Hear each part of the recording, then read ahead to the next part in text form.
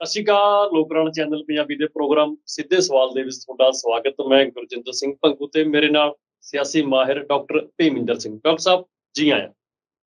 ਬਹੁਤ ਬਹੁਤ ਸ਼ੁਕਰੀਆ, ਮਿਹਰਬਾਨੀ, ਧੰਨਵਾਦ ਪੰਗੂ ਸਾਹਿਬ। ਡਾਕਟਰ ਸਾਹਿਬ, ਪੰਜਾਬ ਦੇ ਕਿਸਾਨ ਤਾਂ ਦਿੱਲੀ ਦੀਆਂ ਸਰਹੱਦਾਂ ਤੇ ਬੈਠੇ ਨੇ, ਹਰਿਆਣੇ ਦੇ ਕਿਸਾਨ ਦਿੱਲੀ ਦੀ ਸਰਹੱਦਾਂ ਤੇ ਬੈਠੇ ਨੇ। ਉਹ ਕਹਿੰਦੇ ਖੇਤੀ ਕਾਨੂੰਨ ਰੱਦ ਹੋ ਜਾਣ ਦਿਓ। ਸਿਆਸੀ ਪਾਰਟੀਆਂ ਨੂੰ ਅਪੀਲ ਹੈ, ਰਵਾਇਤੀ ਪਾਰਟੀਆਂ ਨੂੰ ਅਪੀਲ ਹੈ ਕਿ ਉਸ ਤੋਂ ਬਾਅਦ ਜਦੋਂ ਚੋਣ ਕਮਿਸ਼ਨ ਨੇ ਆਪਣਾ ਐਲਾਨ ਕਰਤਾ ਇਲੈਕਸ਼ਨ ਦਾ, ਉਸ ਤੋਂ ਬਾਅਦ ਤੁਸੀਂ ਆਪਣੀ ਭਾਈ ਚੋਣਾਂ ਦੀ ਤਿਆਰੀ ਕਰ ਲਿਓ। ਪਰ ਸਿਆਸੀ ਪਾਰਟੀਆਂ ਲਗਾਤਾਰ ਆਪਣੀ ਗਤੀਵਿਧੀਆਂ ਕਰ ਰਹੀਆਂ ਨੇ। ਕਿਸਾਨੀ ਅੰਦੋਲਨ ਦੇ ਵਿੱਚ ਨਿੱਤ ਮੌਤਾਂ ਹੋ ਰਹੀਆਂ ਨੇ, ਨਿੱਤ ਕੀਮਤੀ ਜਾਨਾਂ ਬੀਜੇਪੀ ਸਰਕਾਰ ਦੀ ਜਿੱਦ ਦੀ ਭੇਟ ਚੜ ਰਹੀਆਂ ਨੇ ਤੇ ਲਗਾਤਾਰ ਪੰਜਾਬ ਦੀਆਂ ਪਾਰਟੀਆਂ ਧੜਾ ਧੜ ਆਪਣੇ ਕੈਂਡੀਡੇਟ ਮੈਦਾਨ ਦੇ ਵਿੱਚ ਉਤਾਰ ਰਹੀਆਂ ਨੇ। ਕਿਸਾਨੀ ਅੰਦੋਲਨ ਇੱਕ ਪਾਸੇ ਕੀਤਾ ਹੋਇਆ ਸਾਰਿਆਂ ਨੇ। ਕੁਝ ਦਿਨ ਪਹਿਲਾਂ ਸ਼੍ਰੋਮਣੀ ਅਕਾਲੀ ਦਲ ਦਾ ਟਕਰਾਅ ਵੀ ਦੇਖਣ ਨੂੰ ਸਾਹਮਣੇ ਆਇਆ ਸੀ। ਉਸ ਤੋਂ ਬਾਅਦ ਜੋ ਸਥਿਤੀ ਬਣੀ, ਭਾਵੇਂ ਉਸ ਜੋ ਵਿਧਾਇਕ ਸੀ, ਐਮਐਲਏ ਸੀ, ਉਸ ਤੇ ਵੀ 307 ਦਾ ਪਰਚਾ ਦਿੱਤਾ ਗਿਆ। ਤੇ ਲਗਾਤਾਰ ਸਿਆਸੀ ਪਾਰਟੀਆਂ ਦੀ ਗਤੀਵਿਧੀਆਂ ਤੇਜ਼ ਨੇ। ਕਿਸਾਨੀ ਅੰਦੋਲਨ ਨਾਲ ਖੜਨ ਦੀ ਜੋ ਦਾਅਵਾ ਕਰਦੀ ਸੀ ਸਾਰੀ ਪਾਰਟੀਆਂ ਕਿ ਅਸੀਂ ਕਿਸਾਨੀ ਅੰਦੋਲਨ ਦੇ ਨਾਲ, ਅੱਜ ਡਾਕਟਰ ਸਾਹਿਬ ਮੈਨੂੰ ਇਹ ਲੱਗਦਾ ਕਿ ਕਿਸਾਨੀ ਅੰਦੋਲਨ ਨੂੰ ਭੁੱਲ ਗਏ ਲੀਡਰ, ਭੁੱਲ ਗਈਆਂ ਸਿਆਸੀ ਜਮਾਤਾਂ ਨੇ ਜੋ ਕਿਸਾਨਾਂ ਨੂੰ ਭੁੱਲ ਗਈਆਂ। ਦਿੱਲੀ ਦੇ ਸਰਹੱਦਾਂ ਤੇ ਜੋ ਕਿਸਾਨ ਰੁਲ ਰਹੇ ਨੇ, ਪਾਰਟੀਆਂ ਨੇ, ਲੀਡਰਾਂ ਨੇ, ਸਿਆਸਤਦਾਨਾਂ ਨੇ, ਡਾਕਟਰ ਸਾਹਿਬ ਮੈਨੂੰ ਲੱਗਦਾ ਕਿਨਾਰਾ ਕਰ ਲਿਆ। ਜੀ ਪੰਗੂ ਸਾਹਿਬ ਦੇਖੋ, ਜਿੰਨੀਆਂ ਵੀ ਹੁਣ ਤੱਕ ਸਿਆਸੀ ਪਾਰਟੀਆਂ ਨੇ ਰਾਜ ਕੀਤਾ ਹੈ, ਜੇ ਆਪਾਂ ਪੰਜਾਬ ਦੀ ਗੱਲ ਕਰੀਏ ਤਾਂ ਪੰਜਾਬ ਦੇ ਵਿੱਚ ਮੈਕਸਿਮਮ ਜੇ ਰਾਜ ਕੀਤਾ, ਸਭ ਤੋਂ ਵੱਧ ਰਾਜ ਕੀਤਾ ਉਹ ਕਾਂਗਰਸ ਔਰ ਅਕਾਲੀ ਦਲ ਬੀਜੇਪੀ ਸਰਕਾਰਾਂ ਨੇ ਕੀਤਾ ਹੈ।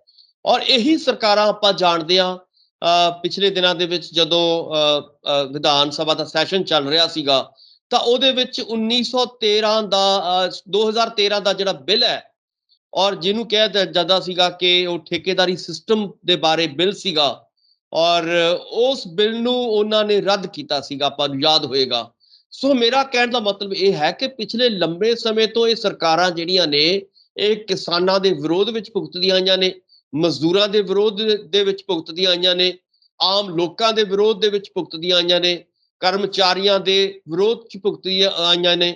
ਸੋ ਇਸੇ ਕਰਕੇ ਨਤੀਜਾ ਇਹ ਨਿਕਲਿਆ ਹੈ ਕਿ ਅੱਜ ਪੰਜਾਬ ਦਾ ਨੌਜਵਾਨ, ਪੰਜਾਬ ਦਾ ਕਰਮਚਾਰੀ, ਪੰਜਾਬ ਦੇ ਕਿਸਾਨ ਸੜਕਾਂ ਤੇ ਬੈਠੇ ਨੇ। ਆਪਾਂ ਸਾਰੇ ਜਾਣਦੇ ਹਾਂ ਕਿ ਹਰ ਰੋਜ਼, ਚਾਹੇ ਮੋਹਾਲੀ ਹੋਵੇ, ਚਾਹੇ ਮੋਰਿੰਡਾ ਹੋਵੇ, ਚਾਹੇ ਜਲੰਧਰ ਹੋਵੇ, ਇਸ ਤੋਂ ਪਹਿਲਾਂ ਤੁਸੀਂ ਦੇਖਿਆ ਹੋਵੇਗਾ ਕਿ ਚਾਹੇ ਪਟਿਆਲਾ ਹੋਵੇ, ਉਸ ਤੋਂ ਪਹਿਲਾਂ ਜਦੋਂ ਅਕਾਲੀ ਦਲ ਬੀਜੇਪੀ ਦੀ ਸਰਕਾਰ ਸੀਗੀ, ਉਦੋਂ ਲੋਕ ਕੁੱਟ ਖਾਣ ਦੇ ਲਈ ਬਠਿੰਡੇ ਜਾਂਦੇ ਸੀਗੇ, ਆਪਾਂ ਨੂੰ ਪਤਾ ਹੈ ਲੰਬੀ 'ਚ ਜਾਂਦੇ ਸੀਗੇ। ਸੋ ਕਹਿਣ ਦਾ ਮਤਲਬ ਹੈ ਕਿ ਲੋਕਾਂ ਨੇ ਹੁਣ ਤੱਕ ਕੁੱਟੀ ਖਾਧੀ ਹੈ, ਕਿਸਾਨਾਂ ਨੇ ਵੀ ਵਿਚਾਰਿਆਂ ਨੇ ਹੁਣ ਤੱਕ ਕੁੱਟ ਖਾਧੀ ਹੈ, ਨੌਜਵਾਨਾਂ ਨੇ ਵੀ ਕੁੱਟ ਖਾਧੀ ਹੈ। ਸੋ ਇਹੀ ਸਰਕਾਰਾਂ ਜਿਹੜੀਆਂ ਨੇ ਲਗਾਤਾਰ ਆਮ ਲੋਕਾਂ ਦੇ ਜਿਹੜੇ ਮਸਲੇ ਨੇ, ਆਮ ਲੋਕਾਂ ਦੀਆਂ ਜੋ ਸਮੱਸਿਆਵਾਂ ਨੇ, ਦਿੱਕਤਾਂ ਨੇ, ਉਹਨਾਂ ਨੂੰ ਇਗਨੋਰ ਕਰਦੀਆਂ ਆਈਆਂ ਨੇ ਔਰ ਲਗਾਤਾਰ ਜਿਹੜੀਆਂ ਕਰਦੀਆਂ ਰਹੀਆਂ ਨੇ, ਔਰ ਅੱਜ ਵੀ ਆਪਾਂ ਕਹਿ ਸਕਦੇ ਹਾਂ ਜਿਵੇਂ ਤੁਸੀਂ ਦੱਸਿਆ ਹੈ ਕਿ ਕਰ ਰਹੀਆਂ ਨੇ। ਸੋ ਇੱਕ ਪਾਸੇ ਤੁਹਾਡਾ ਬਿਲਕੁਲ ਕਹਿਣਾ ਠੀਕ ਹੈ ਕਿ ਇੱਕ ਪਾਸੇ ਤਾਂ ਸਾਡਾ ਕਿਸਾਨ ਸਰਦੀਆਂ ਚਾਹੇ ਹੋਣ, ਚਾਹੇ ਗਰਮੀਆਂ ਹੋਣ, ਚਾਹੇ ਮੀਂਹ ਹੋਵੇ, ਬਰਸਾਤ ਹੋਵੇ, ਝੱਖੜ ਝੁੱਲੇ, ਹਰ ਮੌਸਮ ਦੇ ਵਿੱਚ ਸਾਡਾ ਕਿਸਾਨ ਲਗਭਗ 1 ਸਾਲ ਤੋਂ ਦਿੱਲੀ ਦੀਆਂ ਬਰੂਹਾਂ ਤੇ ਬੈਠਾ ਹੈ ਔਰ ਲਗਭਗ 700 ਕਿਸਾਨ ਸਾਡਾ ਸ਼ਹੀਦ ਹੋ ਚੁੱਕਿਆ ਹੈ। ਔਰ ਇਸ ਤੋਂ ਇਲਾਵਾ ਜਿਹੜੀਆਂ ਵੱਡੀਆਂ ਘਟਨਾਵਾਂ ਹੋਈਆਂ ਨੇ, ਚਾਹੇ ਉਹ 26 ਜਨਵਰੀ ਦੀ ਘਟਨਾ ਹੋਵੇ, ਚਾਹੇ ਲਖੀਮਪੁਰ ਖੀਰੀ ਦੀ ਘਟਨਾ ਹੋਵੇ, ਚਾਹੇ ਜਿਵੇਂ ਤੁਸੀਂ ਫਰੀਦਕੋਟ ਵਾਲੀ ਘਟਨਾ ਦਾ ਜ਼ਿਕਰ ਕੀਤਾ ਹੈ, ਔਰ ਫਿਰੋਜ਼ਪੁਰ ਦੀ ਘਟਨਾ ਹੋਵੇ। ਯਾਨੀ ਕਿ ਕਹਿਣ ਦਾ ਮਤਲਬ ਹੈ ਕਿ ਹਰ ਰੋਜ਼ ਨਵੀਆਂ ਤੋਂ ਨਵੀਆਂ ਘਟਨਾਵਾਂ ਵਾਪਰ ਰਹੀਆਂ ਨੇ, ਪਰ ਇਹਨਾਂ ਸਰਕਾਰਾਂ ਦੇ ਸਿਰ ਤੋਂ ਕੋਈ ਜੂੰ ਨਹੀਂ ਸਰਕ ਰਹੀ। ਔਰ ਇਹਦਾ ਵੱਡਾ ਕਾਰਨ ਇਹੀ ਹੈ ਕਿ ਸਰਕਾਰਾਂ ਜਿਹੜੀਆਂ ਨੇ ਉਹ ਸੰਵੇਦਨਸ਼ੀਲ ਹੋਣ ਦੀ ਬਜਾਏ ਸੰਵੇਦਨਹੀਣ ਹੋ ਚੁੱਕੀਆਂ ਨੇ। ਇਹਨਾਂ ਨੂੰ ਕੋਈ ਮਰੇ ਕੋਈ ਖਪੇ, ਆਪਾਂ ਕਹਿੰਦੇ ਨੇ ਕਿ ਕਹਾਵਤ ਹੈ ਕਿ ਕੋਈ ਮਰੇ ਕੋਈ ਜੀਵੇ, ਸੁਥਰਾ ਘੋਲ ਪਤਾਸੇ ਪੀਵੇ। ਸੋ ਇਸ ਕਰਕੇ ਆਪਾਂ ਕਹਿ ਸਕਦੇ ਹਾਂ ਕਿ ਇਹਨਾਂ ਸਰਕਾਰਾਂ ਨੂੰ ਕੋਈ ਲੱਥੀ ਚੜੀ ਨਹੀਂ ਹੈ, ਇਹਨਾਂ ਸਰਕਾਰਾਂ ਨੇ ਕੋਈ ਲੈਣਾ ਦੇਣਾ ਨਹੀਂ ਹੈ, ਚਾਹੇ ਉਹ ਕਿਸਾਨ ਮਰਨ, ਚਾਹੇ ਨੌਜਵਾਨ ਮਰਨ। ਸੋ ਕਹਿਣ ਦਾ ਮਤਲਬ ਹੈ ਕਿ ਕਿਸਾਨਾਂ ਹਮੇਸ਼ਾ ਹੀ ਸੰਵੇਦਨਹੀਣ ਰਹੀਆਂ ਨੇ, ਲੋਕਾਂ ਦੇ ਮਸਲਿਆਂ ਤੋਂ ਭੱਜਦੀਆਂ ਰਹੀਆਂ ਨੇ ਔਰ ਸਿਰਫ ਤੇ ਸਿਰਫ ਲਾਰਿਆਂ ਦੇ ਔਰ ਨਾਅਰਿਆਂ ਦੇ ਉੱਤੇ ਝੂਠੇ ਨਾਅਰੇ ਲਾ ਕੇ, ਝੂਠੇ ਲਾਰੇ ਲਾ ਕੇ ਇਹ ਸਾਡੇ ਉੱਤੇ ਸੱਤਾ ਕਾਇਮ ਕਰਦੀਆਂ ਰਹੀਆਂ ਨੇ। 75 ਸਾਲਾਂ ਦੀ ਆਜ਼ਾਦੀ ਤੋਂ ਬਾਅਦ ਆਪਾਂ ਇਹ ਦਾਅਵੇ ਨਾਲ ਕਹਿ ਸਕਦੇ ਹਾਂ ਕਿ ਪੰਜਾਬ ਦੇ ਜਾਂ ਹਿੰਦੁਸਤਾਨ ਦੇ ਜਿਹੜੇ ਲੋਕ ਨੇ, ਇਹਨਾਂ ਸਰਕਾਰਾਂ ਦੇ ਝਾਂਸਿਆਂ 'ਚ ਆ ਕੇ, ਇਹਨਾਂ ਸਰਕਾਰਾਂ ਦੇ ਲਾਰਿਆਂ 'ਚ ਆ ਕੇ ਆਪਣੀਆਂ ਵੋਟਾਂ ਇਹਨਾਂ ਨੂੰ ਦਿੰਦੇ ਰਹੇ ਨੇ।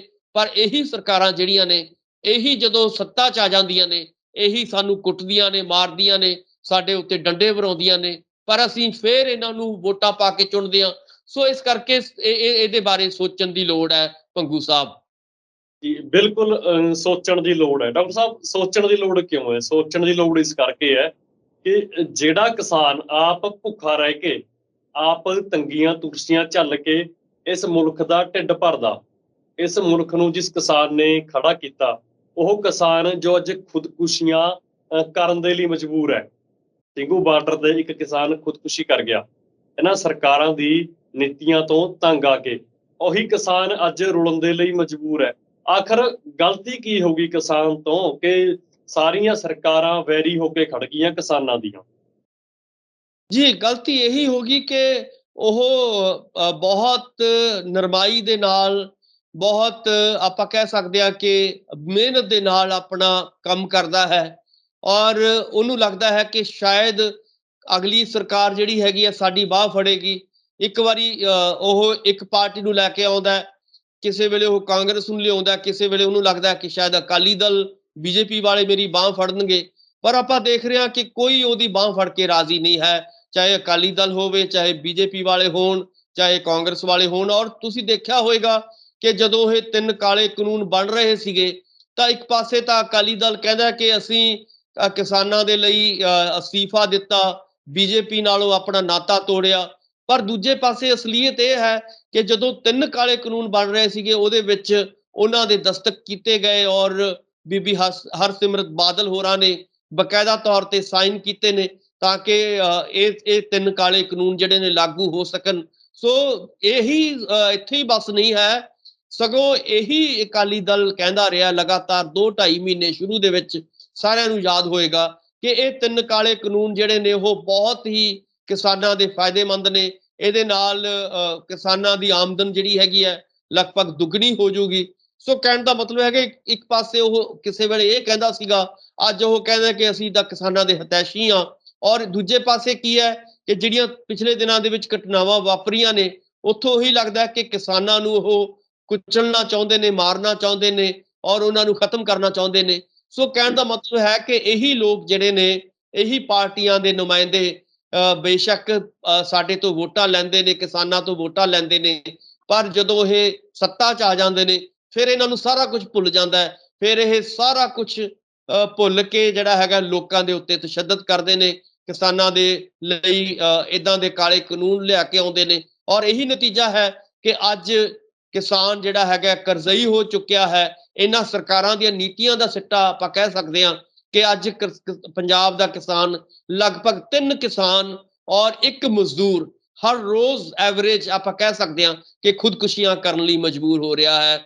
ਔਰ ਸਿਰਫ ਇਹ ਨਹੀਂ ਕਿ ਉਹ ਸੰਘਰਸ਼ ਦੇ ਦੌਰ ਦੇ ਵਿੱਚ ਖੁਦਕੁਸ਼ੀਆਂ ਕਰ ਰਿਹਾ ਹੈ, ਇਸ ਤੋਂ ਪਹਿਲਾਂ ਵੀ ਲਗਭਗ ਜਦੋਂ ਅਸੀਂ ਪਿਛਲੇ 15 ਤੋਂ 20 ਸਾਲਾਂ ਦਾ ਡਾਟਾ ਦੇਖਦੇ ਹਾਂ ਤਾਂ ਉਹਦੇ ਵਿੱਚ ਲਗਭਗ 4 ਲੱਖ ਕਿਸਾਨ ਹਿੰਦੁਸਤਾਨ ਦਾ ਹੁਣ ਤੱਕ ਖੁਦਕੁਸ਼ੀਆਂ ਕਰ ਚੁੱਕਿਆ ਹੈ। ਸੋ ਕਹਿਣ ਦਾ ਮਤਲਬ ਹੈ ਕਿ ਇੱਕ ਪਾਸੇ ਪੰਜਾਬ ਦਾ ਜਿਹੜਾ ਸੂਬਾ ਹੈ ਇਹਨੂੰ ਕਿਹਾ ਜਾਂਦਾ ਕਿ ਬਹੁਤ ਖੁਸ਼ਹਾਲ ਸੂਬਾ ਹੈ, ਬਹੁਤ ਇਹਦੇ ਵਿੱਚ ਐਡਵਾਂਸ ਜਿਹੜੀ ਹੈਗੀ ਹੈ ਸਾਰੀਆਂ ਚੀਜ਼ਾਂ ਚੱਲ ਰਹੀਆਂ ਨੇ। ਪਰ ਦੂਜੇ ਪਾਸੇ ਕੀ ਦੇਖਦੇ ਹਾਂ ਅਸੀਂ ਕਿ ਪੰਜਾਬ ਦਾ ਹੀ ਕਿਸਾਨ, ਪੰਜਾਬ ਦਾ ਹੀ ਮਜ਼ਦੂਰ ਜਿਹੜਾ ਹੈਗਾ ਉਹ ਖੁਦਕੁਸ਼ੀਆਂ ਕਰਨ ਦੇ ਲਈ ਮਜਬੂਰ ਹੈ, ਕਰਜ਼ਈ ਹੈ, ਸਭ ਤੋਂ ਵੱਧ ਆਪਾਂ ਕਹਿ ਸਕਦੇ ਹਾਂ ਕਿ ਮਾੜੀ ਹਾਲਤ ਦੇ ਵਿੱਚ ਜੀ ਰਿਹਾ ਹੈ।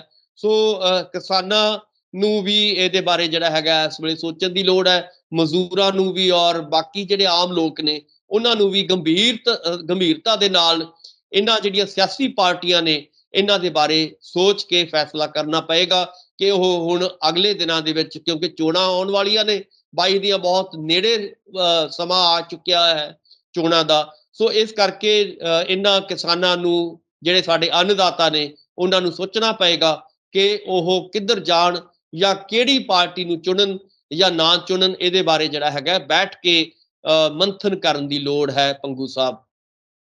ਡਾਕਟਰ ਸਾਹਿਬ, ਮੇਰੇ ਦੋ ਸਵਾਲ ਇਕੱਠੇ ਹੀ। ਕਿਸਾਨਾਂ ਦਾ ਐਲਾਨ ਹੈ ਭਾਈ, ਤੁਸੀਂ ਅੰਦੋਲਨ ਇੱਕ ਪਾਸੇ ਲੱਗ ਜਾਣ ਦਿਓ, ਉਸ ਤੋਂ ਬਾਅਦ ਤੁਸੀਂ ਆਪਣੀ ਸਿਆਸੀ ਗਤੀਵਿਧੀਆਂ ਤੇਜ਼ ਕਰ ਲਿਓ। ਪਰ ਸਰਕਾਰਾਂ ਨਹੀਂ ਮੰਨਦੀਆਂ, ਪਾਰਟੀਆਂ ਨਹੀਂ ਮੰਨਦੀਆਂ, ਉਹਨਾਂ ਦੀ ਕਾਰਗੁਜ਼ਾਰੀ ਚੱਲਦੀ ਹੈ, ਪਹਿਲਾਂ ਤੋਂ ਤੇਜ਼ੀ ਨਾਲ ਚੱਲਦੀ ਹੈ। ਕੀ ਆਉਣ ਵਾਲੇ ਦਿਨਾਂ ਦੇ ਵਿੱਚ ਪੰਜਾਬ ਦੇ ਵਿੱਚ ਵੀ ਕਿਸਾਨਾਂ ਦਾ, ਸਰਕਾਰਾਂ ਦਾ, ਸਿਆਸਤਦਾਨਾਂ ਦਾ, ਪਾਰਟੀਆਂ ਦਾ ਕੀ ਟਕਰਾਅ ਵਧੂਗਾ?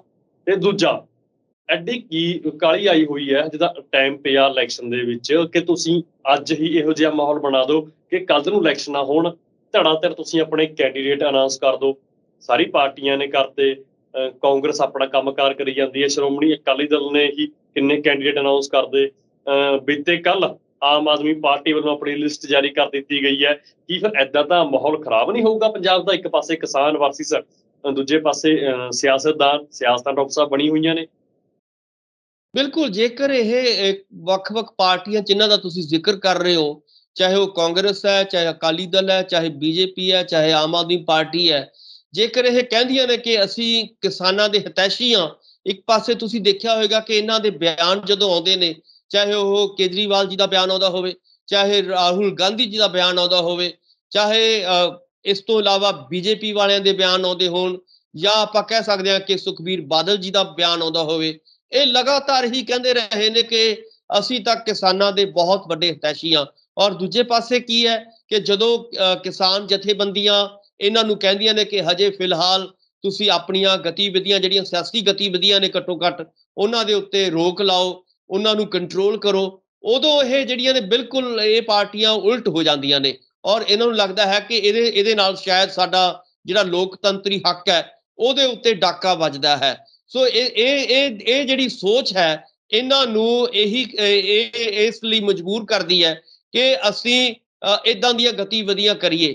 ਪਰ ਦੇਖਣ ਵਾਲੀ ਗੱਲ ਇਹ ਹੈ ਕਿ ਜੇਕਰ ਤੁਹਾਡਾ, ਜਿਸ ਉੱਤੇ ਤੁਸੀਂ ਰਾਜ ਸੱਤਾ ਕਾਇਮ ਕਰਨੀ ਹੈ, ਜਿਨ੍ਹਾਂ ਲੋਕਾਂ ਦੇ ਉੱਤੇ ਤੁਸੀਂ ਰਾਜ ਕਾਇਮ ਕਰਨਾ ਹੈ, ਔਰ ਜਿਨ੍ਹਾਂ ਜਿਵੇਂ ਤੁਸੀਂ ਪਹਿਲਾਂ ਕਿਹਾ ਸੀਗਾ ਕਿ ਜਿਹੜੇ ਅੰਨਦਾਤਾ ਨੇ ਸਾਡੇ, ਉਹਨਾਂ ਦੇ ਉੱਤੇ ਆਪਣੀ ਸੱਤਾ ਨੂੰ ਕਾਇਮ ਕਰਨਾ ਹੈ, ਤਾਂ ਜੇਕਰ ਉਹ ਤੁਹਾਡਾ ਭੁੱਖਾ ਮਰ ਰਿਹਾ ਹੈ, ਜੇਕਰ ਉਹ ਖੁਦਕੁਸ਼ੀਆਂ ਕਰ ਰਿਹਾ ਹੈ, ਜੇਕਰ ਉਹ ਦਿੱਲੀ ਦੀਆਂ ਸਰਹੱਦਾਂ ਦੇ ਉੱਤੇ ਬੈਠਣ ਲਈ ਮਜਬੂਰ ਹੋ ਚੁੱਕਿਆ ਹੈ, ਤਾਂ ਤੁਸੀਂ ਰਾਜ ਕਿਹਦੇ ਉੱਤੇ ਕਰੋਗੇ? ਕਿੰਨਾ ਲੋਕਾਂ ਦੇ ਉੱਤੇ ਰਾਜ ਕਰੋਗੇ, ਜਾਂ ਕਿਹੋ ਜਿਹਾ ਰਾਜ ਕਰੋਗੇ? ਸੋ ਇਸ ਕਰਕੇ ਇਹਨਾਂ ਪਾਰਟੀਆਂ ਨੇ ਬਿਲਕੁਲ ਆਪਣੀ ਜਿਹੜੀ ਹੈਗੀ ਹੈ ਨੀਤ ਔਰ ਨੀਤੀ ਸਾਫ਼ ਕਰ ਦਿੱਤੀ ਹੈ। ਇੱਥੋਂ ਇਹੀ ਪਤਾ ਲੱਗਦਾ ਹੈ ਕਿ ਇਹ ਵੋਟਾਂ ਦੀਆਂ ਭੁੱਖੀਆਂ ਨੇ, ਔਰ ਇਹ ਪਾਰਟੀਆਂ ਜਿਹੜੀਆਂ ਨੇ ਪੰਜਾਬ ਦੇ ਵਿੱਚ ਅਮਨ ਸ਼ਾਂਤੀ ਨੂੰ ਭੰਗ ਕਰਨਾ ਚਾਹੁੰਦੀਆਂ ਨੇ। ਆਪਾਂ ਨੇ ਪਿਛਲੇ ਦਿਨਾਂ ਦੀਆਂ ਜਿਹੜੀਆਂ ਘਟਨਾਵਾਂ ਵਾਪਰੀਆਂ ਨੇ, ਉੱਥੋਂ ਹੀ ਲੱਗਦਾ ਹੈ ਕਿ ਇਹ ਪਾਰਟੀਆਂ ਨੂੰ ਕੋਈ ਲਾਗਾ ਦੇਗਾ ਨਹੀਂ ਕਿ ਅਮਨ ਔਰ ਸ਼ਾਂਤੀ ਪੰਜਾਬ ਦੇ ਵਿੱਚ ਬਣੀ ਰਹੇ, ਔਰ ਪੰਜਾਬ ਦੇ ਵਿੱਚ ਆਪਸੀ ਭਾਈਚਾਰਾ ਬਣਿਆ ਰਹੇ। ਇਹ ਸਾਰੇ ਇਸ ਤਰ੍ਹਾਂ ਦੇ ਜਿਹੜੇ ਸਾਡੇ ਭਾਈਚਾਰਾ ਹੈ, ਸਦੀਆਂ ਤੋਂ ਅਸੀਂ ਇਕੱਠੇ ਹਾਂ, ਸਦੀਆਂ ਤੋਂ ਸਾਡਾ ਪਿਆਰ ਬਣਿਆ ਹੋਇਆ ਆਪਸ ਦੇ ਵਿੱਚ, ਉਸ ਨੂੰ ਇਹ ਤੋੜਨਾ ਚਾਹੁੰਦੀਆਂ ਨੇ, ਆਪਸ ਦੇ ਵਿੱਚ ਲੜਾਉਣਾ ਚਾਹੁੰਦੀਆਂ ਨੇ, ਔਰ ਧਰਮ ਦੇ ਨਾਂ ਤੇ ਲੜਾਉਣਾ ਚਾਹੁੰਦੀਆਂ ਨੇ, ਜਾਤਾਂ ਦੇ ਨਾਂ ਤੇ ਲੜਾਉਣਾ ਚਾਹੁੰਦੀਆਂ ਨੇ, ਭਾਸ਼ਾਵਾਂ ਦੇ ਨਾਂ ਤੇ ਲੜਾਉਣਾ ਚਾਹੁੰਦੀਆਂ ਨੇ।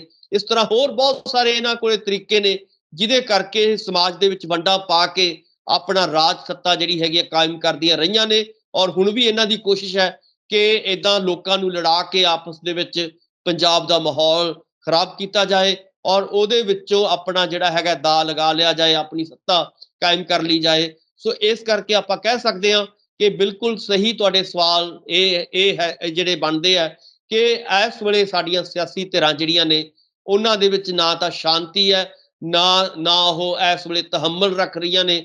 ਔਰ ਚਾਹੀਦਾ ਤਾਂ ਇਹ ਸੀਗਾ ਕਿ ਜਿੰਨੀ ਦੇਰ ਇਹ 3 ਕਾਲੇ ਕਾਨੂੰਨ ਰੱਦ ਨਹੀਂ ਸੀ ਹੋਣੇ, ਉਨੀ ਦੇਰ ਆਪਣੀ ਗਤੀਵਿਧੀਆਂ ਨੂੰ ਠੱਲ ਪਾਉਂਦੇ ਹੋਏ ਕਿਸਾਨਾਂ ਦੇ ਨਾਲ ਜਾ ਕੇ ਬੈਠਣਾ ਚਾਹੀਦਾ ਸੀ। ਇਹਨਾਂ ਨੂੰ ਦਿੱਲੀ ਦੀਆਂ ਬਰੂਹਾਂ ਤੇ ਜਾ ਕੇ ਬੈਠਣਾ ਚਾਹੀਦਾ ਸੀਗਾ, ਔਰ ਦਿੱਲੀ ਦੇ ਵਿੱਚ ਜਾ ਕੇ ਕਿਸਾਨਾਂ ਦੇ ਝੰਡੇ ਥੱਲੇ ਇਕੱਠੇ ਹੋਣਾ ਚਾਹੀਦਾ ਸੀਗਾ, ਇਕਜੁੱਟਤਾ ਵਿਖਾਉਣੀ ਚਾਹੀਦੀ ਸੀਗੀ, ਤਾਂ ਕਿ ਬੀਜੇਪੀ ਉੱਤੇ ਜਾਂ ਕੇਂਦਰ ਦੀ ਸਰਕਾਰ ਉੱਤੇ ਪ੍ਰੈਸ਼ਰ ਬਣਾਇਆ ਜਾਂਦਾ ਕਿ ਅਸੀਂ ਸਾਰੇ ਇਕੱਠੇ ਆ। ਚਾਹੇ ਪੰਜਾਬ ਦੀ ਬੀਜੇਪੀ ਸੀਗੀ, ਚਾਹੇ ਪੰਜਾਬ ਦਾ ਅਕਾਲੀ ਦਲ ਸੀਗਾ, ਚਾਹੇ ਪੰਜਾਬ ਦੀ ਬਸਪਾ ਸੀ, ਚਾਹੇ ਪੰਜਾਬ ਦੀ ਆਮ ਆਦਮੀ ਪਾਰਟੀ ਸੀ, ਚਾਹੇ ਕਾਂਗਰਸ ਪਾਰਟੀ ਸੀਗੀ, ਇਹਨਾਂ ਸਾਰੀਆਂ ਪਾਰਟੀਆਂ ਨੂੰ ਇਕਜੁੱਟਤਾ ਦਿਖਾ ਕੇ ਦਿੱਲੀ ਦੀਆਂ ਬਰੂਹਾਂ ਤੇ ਕਿਸਾਨਾਂ ਦੇ ਨਾਲ ਬੈਠਣਾ ਚਾਹੀਦਾ ਸੀਗਾ, ਔਰ ਉਹਦੇ ਨਾਲ ਬਹੁਤ ਵੱਡਾ ਪ੍ਰੈਸ਼ਰ ਮੋਦੀ ਸਰਕਾਰ ਦੇ ਉੱਤੇ ਬਣ ਸਕਦਾ ਸੀਗਾ।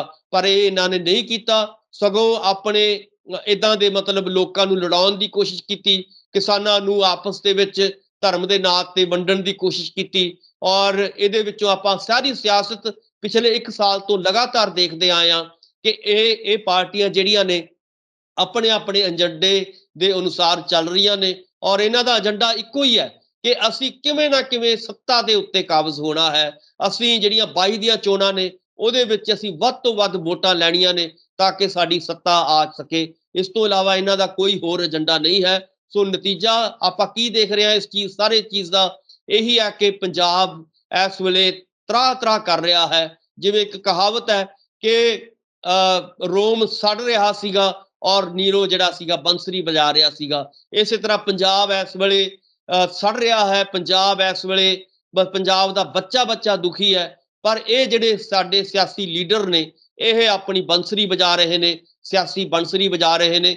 ਔਰ ਨਤੀਜਾ ਕੀ ਹੈ ਕਿ ਪੰਜਾਬ ਇਸ ਵੇਲੇ ਆਪਾਂ ਕਹਿ ਸਕਦੇ ਹਾਂ ਕਿ ਪੰਜਾਬ ਜਿਹੜਾ ਹੈਗਾ ਰਹਿਣ ਦੇ ਯੋਗ ਨਹੀਂ ਰਿਹਾ। ਸਾਡਾ ਨੌਜਵਾਨ, ਸਾਡਾ ਕਿਸਾਨ, ਸਾਡਾ ਹੋਰ ਜਿਹੜੇ ਵੱਖ-ਵੱਖ ਵਰਗ ਨੇ ਇੱਥੋਂ ਭੱਜਣਾ ਚਾਹੁੰਦੇ ਨੇ, ਇੱਥੋਂ ਬਾਹਰ ਜਾਣਾ ਚਾਹੁੰਦੇ ਨੇ, ਇੱਥੋਂ ਪਲਾਇਨ ਕਰ ਜਾਣਾ ਚਾਹੁੰਦੇ ਨੇ। ਸੋ ਉਹਦੇ ਕਰਕੇ ਆਪਾਂ ਕਹਿ ਸਕਦੇ ਕਿ ਪੰਜਾਬ ਅੱਜ ਵੱਡੇ ਸੰਕਟ ਦੇ ਵਿੱਚ ਆ ਚੁੱਕਿਆ ਹੈ।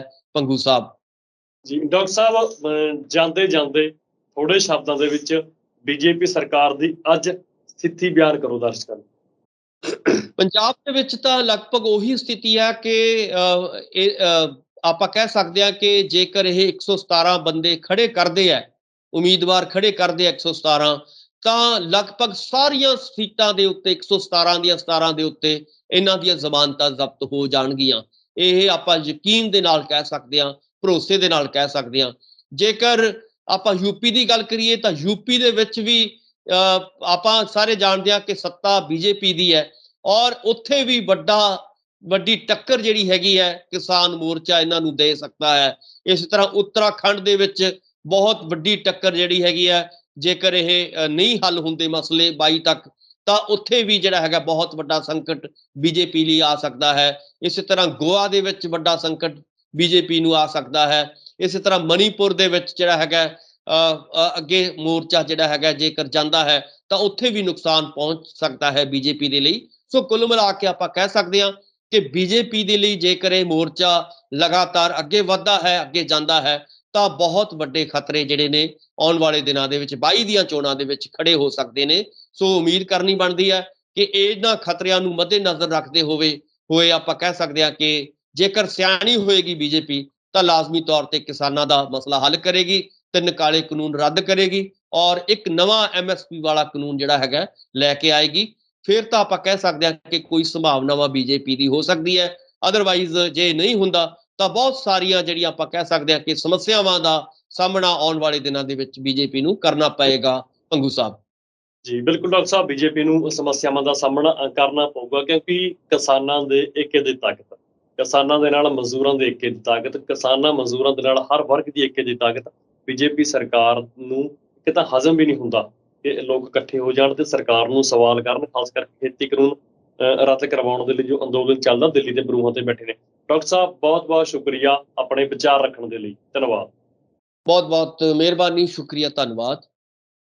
ਦੋਸਤੋ ਸਾਡੇ ਨਾਲ ਬਣੇ ਹੋਏ ਸੀ ਡਾਕਟਰ ਭੀਮਿੰਦਰ ਸਿੰਘ ਨੇ ਤੁਹਾਡੇ ਨਾਲ ਖੁੱਲ੍ਹ ਕੇ ਵਿਚਾਰ ਚਰਚਾ ਕੀਤੀ, ਸਰਕਾਰਾਂ ਦੀ ਸਥਿਤੀ ਬਿਆਨ ਕੀਤੀ, ਪਾਰਟੀਆਂ ਦੀ ਸਥਿਤੀ ਬਿਆਨ ਕੀਤੀ, ਕਿਸਾਨੀ ਅੰਦੋਲਨ ਤੇ ਗੱਲਬਾਤ ਕੀਤੀ। ਤੁਹਾਨੂੰ ਸਾਡਾ ਪ੍ਰੋਗਰਾਮ ਕਿਹੋ ਜਿਹਾ ਲੱਗਿਆ ਤੁਸੀਂ ਆਪਣਾ ਸੁਝਾਅ ਕਮੈਂਟ ਬਾਕਸ ਦੇ ਵਿੱਚ ਕਮੈਂਟ ਕਰਕੇ ਜ਼ਰੂਰ ਦੱਸਿਓ ਤੇ ਤੁਸੀਂ ਬਣੇ ਰਹੋ ਤੁਹਾਡੇ ਆਪਣੇ ਚੈਨਲ ਲੋਕ ਰਣ ਤੇ। ਧੰਨਵਾਦ।